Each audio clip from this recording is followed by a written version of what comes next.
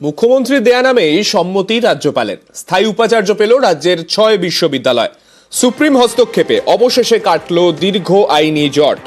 6টি বিশ্ববিদ্যালয়, প্রেসিডেন্সি বিশ্ববিদ্যালয়, বাঁকুড়া বিশ্ববিদ্যালয়, সিধু কানু বিশ্ববিদ্যালয়, কল্যাণী বিশ্ববিদ্যালয়, এছাড়াও বর্ধমান এবং রানী রাসমণি বিশ্ববিদ্যালয়, এই মোট 6টি বিশ্ববিদ্যালয় এবার স্থায়ী উপাচার্য পেল।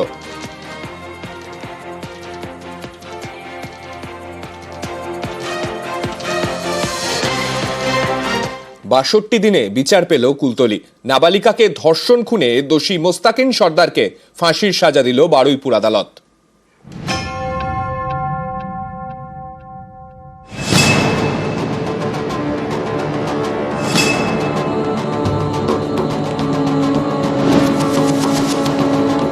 টিউশন থেকে বাড়ি ফেরার পথে নিখোঁজ, তারপর বাড়ির কাছেই নাবালিকার দেহ উদ্ধার হয়।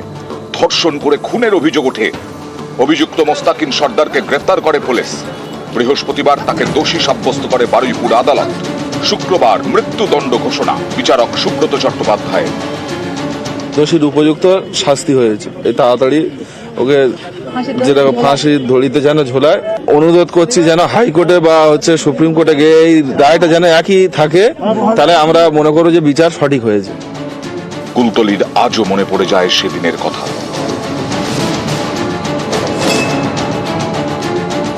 মেয়েটি সেদিন একটু বিকেলের দিকে পড়তে গেছিল।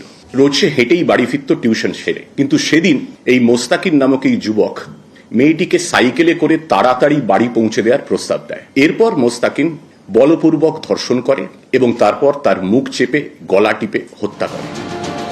এলাকার সিসি ক্যামেরা ফুটেজ থেকে অভিযুক্ত মোস্তাকিনকে চিহ্নিত করে পুলিশ। নাবালিকার দেহ উদ্ধারের আগেই তাকে গ্রেফতার করা হয়। কুলতলির ধর্ষণ খুনের মামলায় বিশেষ সরকারি আইনজীবী নিয়োগ করে রাজ্য সরকার। তদন্তের জন্য তৈরি করা হয় রাজ্য পুলিশের সিট। ঘটনার 26 দিনের মাথায় পেশ করা হয় চার্জশিট। বৃহস্পতিবার 61 দিনের মাথায় ধৃত মোস্তাকিন সর্দারকে দোষী সাব্যস্ত করে আদালত। 62 দিনের মাথায় সাজা ঘোষণা, নাবালিকাকে ধর্ষণ খুনে ফাঁসি। আমি কিছু করিনি, আমাকে ফাঁসাচ্ছে, আমি করতে চাই না, মেয়েরা সরকার করেছে পার্টির তরফ থেকে। শুক্রবার সাজা ঘোষণার আগে বিচারককে মোস্তাকিন বলে, সে ছাড়া তার বাবা মার আর কেউ নেই, বাবা অসুস্থ, সে ছাড়া আর কেউ দেখার নেই, যদি পারেন মাফ করবেন।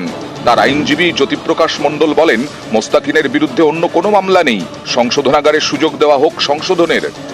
যখন বডিটা রিকভারি হয় তখন সে বলেছিল যে আমি প্রেম করতে মেয়েটিকে নিয়ে এসেছিলাম, আর আজকে দাঁড়িয়ে যখন তাকে জিজ্ঞেস করা হলো তুমি কি বলতে চাও, তখন বললো আমি নির্দোষ, আমাকে ফাঁসানো হয়েছে।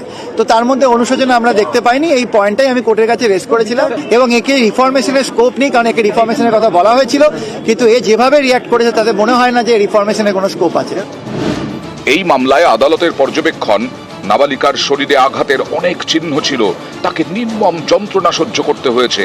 তারপরেও অভিযুক্তর অনুতাপ বা অনুশোচনা দেখা যায়নি। ঘটনার পর বাড়িতে গিয়ে নির্বিকারে ঘুমিয়ে পড়ে। বিচার চলাকালীনও কোনো অনুতাপ দেখা যায়নি। এটা খুবই আশঙ্কার বিষয়।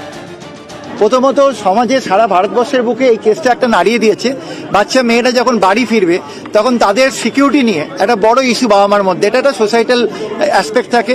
এছাড়া রেয়ারেস্ট অফ দ্য রেয়ার এই জন্য যে মেয়েটির বডিতে মোর দ্যান 42টা ইঞ্জুরি আছে। এত হিনিয়াসতম আর বারবারিকতম ক্রাইম ইদানিস্তকালে খুব কম দেখা গেছে। এই জন্য আমার মনে হয়েছিল যে এটা rarest of the rare crime. মৃত্যুদণ্ড আমি ব্যক্তিগতভাবে সাপোর্ট করি না। তার কারণ হচ্ছে সেই মৃত্যুদণ্ড তো একেবারে মানুষটা শেষ হয়ে গেল। এই মামলায় হয়তো আপার ফোরামে গেলেও বেনিফিট পেতে পারে, যদিও চায় অ্যাপিল করতে পারে, চায়। নিউজ 18 বাংলা। কুলতলির সাজা ঘোষণার পর এক্স হ্যান্ডেলে পোস্ট মুখ্যমন্ত্রীর। তিনি লিখেছেন, এই রায় রাজ্যের ইতিহাসে অভূতপূর্ব। মাত্র 62 দিনেই জঘন্য অপরাধের সাজা। পুলিশ ও বিচার ব্যবস্থার সঙ্গে যুক্তদের বড় সাফল্য। মহিলাদের ওপর অত্যাচার বরদাস্ত করবে না সরকার। সরকার দ্রুত বিচার ও সুবিচার সুনিশ্চিত করবে।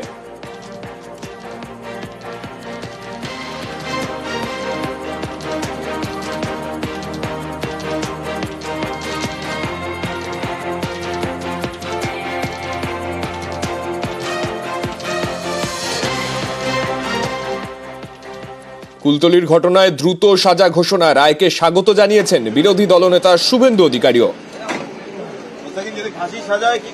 স্বাগত জানাবো। এক্সিকিউশন যত তাড়াতাড়ি হয় তত ভালো, লম্বা প্রক্রিয়া যত তাড়াতাড়ি হয় তত ভালো।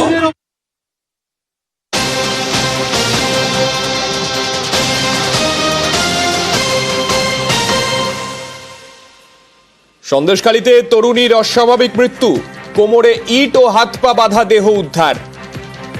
চাঞ্চল্যকর খবর সামনে আসছে সন্দেশখালীতে এক যুবতীর দেহ উদ্ধার। আমাদের সঙ্গে রয়েছেন আমাদের প্রতিনিধি অনুপমের থেকে আরো বিস্তারিত জানতে চাইবো। অনুপম, কোথা থেকে এই দেহ উদ্ধার হলো এবং এখনো পর্যন্ত কি মনে করা হচ্ছে পুলিশের তরফে? হ্যাঁ দেখো সান্নিক, এই যে সন্দেশখালীর নেজার থানার ঘোষপুর এলাকায় এখানে একটি এখানে এক আদিবাসী তরুণী, তার দেহ উদ্ধার হয়েছে আজকে এটি পুকুর থেকে। তার হাত পা বাঁধা অবস্থায় এবং কোমরে ইট বাঁধা অবস্থায় এলাকার মানুষ তার দেহটি দেখতে পায় এবং পুলিশকে খবর দিলে পুলিশ এসে দেহটি উদ্ধার করে।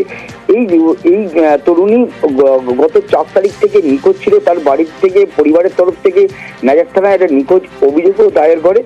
এই কদিন তাকে খুঁজে পাওয়া যাচ্ছিল না। আজ সকালে তার দেহ উদ্ধার হয়।